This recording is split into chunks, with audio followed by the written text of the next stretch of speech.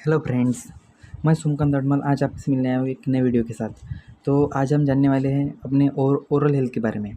तो एक्चुअली हमारे oral health में जो डिसीज़ होते हैं, जो बीमारियाँ हमें पैदा होती है, तो उस डिसीज़ को हम कैसे रोकें ये जानने से पहले वो एक्चुअली हमें होती कैसे है ये पहले जान लेते हैं। ओके, तो common methods of dental care.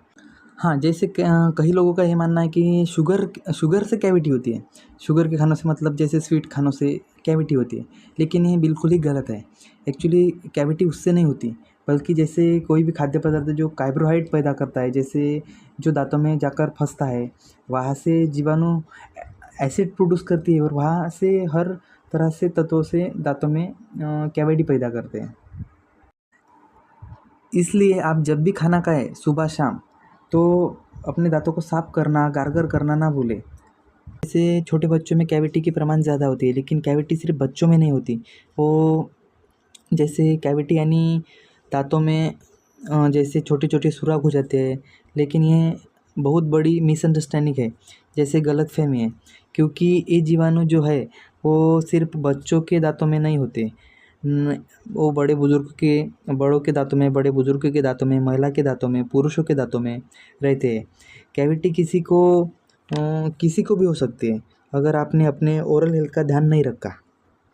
और भ्रम भी है कि हमें डेंटिस्ट के पास नहीं जाना चाहिए, क्योंकि हमें स्केलिंग नहीं करनी चाहिए। स्केलिंग क्यों नहीं करनी चाहिए? क्योंकि उससे हमारे दाँतें घिस जाएंगे। ये भी बहुत बड़ी मिसअंडरस्टैंडिंग है। और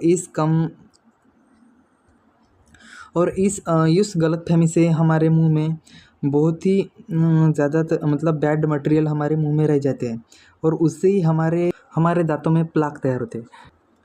और ये प्लाक हमारे दाँतों में तैयार ना हो, इसलिए हमें हर साल के 6 महीने बाद हमें स्केलिंग करनी चाहिए डेंटिस्ट के पास जाकर। और देखा जाए तो बहुत लोग का ये मानना है कि अगर हम टूथपेस्ट से दाँतों की सफाई या दाँतों की व्हाइटनिंग कर दें, तो वो हमारे दाँतों की परत यानी हमारे दाँतों की इनेमल को घिस देता है। और ये बात थोड़ी बहुत सही है, लेकिन कहीं आपने कोई ऐसा टूथपेस्ट चुना है जिसके कुछ पार्टिकल साइज़ बड़े हैं, वो आपके दाँतों को इनेमल को घिस ज़रूर सकता है और आपको नुकसान पहुंचा सकता है। लेकिन हम टूथपेस्ट लेते वक्त अगर उसका इंग्रेडिएंट्स चेक कर ले, वो हमारे लिए फ़ायदेमंद है या नुकसान पहुंचानेदायक है, तो उससे हम अपने दांतों की सुरक्षा कर सकते हैं। अगर वैसे आप ग्लिस्टर में देखें तो वो आप उसके कुछ नेचुरल तत्व होते हैं जिससे आसानी से टीथ वाइटिंग करने में हमारी दांतों की इनेमल को प्रोटेक्ट भी करता है। जैसे देखा जाए तो बहुत लोगों की ये समझ भी है कि एरेक्टेड ड्रिंक में जैसे कोक, थम्स अप, स्प्राइट, कोई भी कोल्ड ड्रिंक लीजिए आप, वो हमारे दांतों को नुकसान पहुंचाता है। लेकिन अगर आप अपना उसके अपोजिट ड्रिंक देखें, जैसे ज़ीरो कैलोरीज डाइट कोक, इस तरह की चीज़ों की सेवन करते से दांतों को नुकसान नहीं पहुंचता।